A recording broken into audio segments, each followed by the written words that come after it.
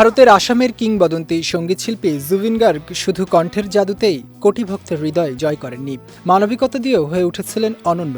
নিজের উপার্জনের বড় একটি অংশ নীরবে অসহায় মানুষের জন্য ব্যয় করতেন তিনি।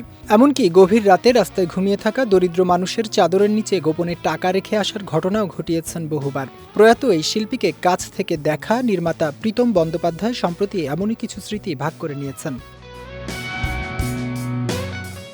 ভারতীয় গণমাধ্যমকে দেয়া এক সাক্ষাৎকারে প্রীতম জানান, ইডিয়ট, খেকো 420 ও খিলাড়ি সহ একাধিক সিনেমায় তার পরিচালনায় গান গেয়েছিলেন জুবিন গার্গ। সেই সময় নিয়মিত গুয়াহাটিতে যাওয়া আসার সুবাদে শিল্পীর ব্যক্তিজীবন খুব কাছ থেকে দেখার সুযোগ হয়েছিল তার।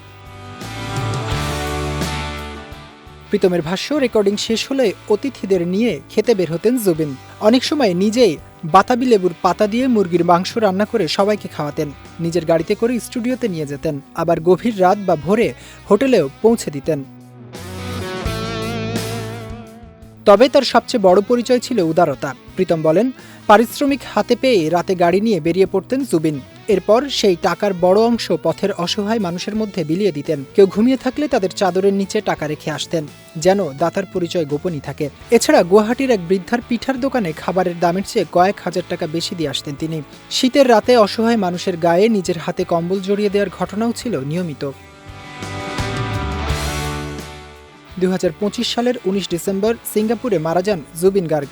জুবিনের মৃত্যুর পর আসাম জুড়ে নেমে এসেছিল শোকের ছায়া। হাজারো মানুষ রাস্তায় নেমে শেষ শ্রদ্ধা জানিয়েছিলেন প্রিয় শিল্পীকে।